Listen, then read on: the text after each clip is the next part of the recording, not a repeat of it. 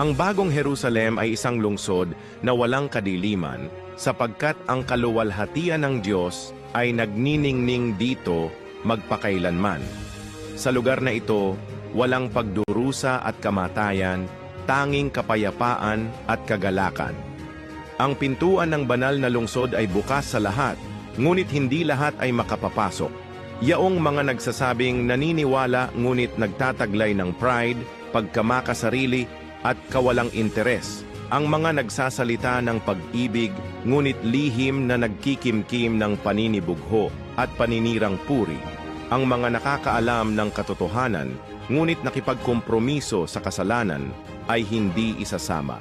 Tanging ang mga tunay na nagsisi at sumusunod sa kalooban ng Diyos ang maaaring magmamana ng kanyang kaharian.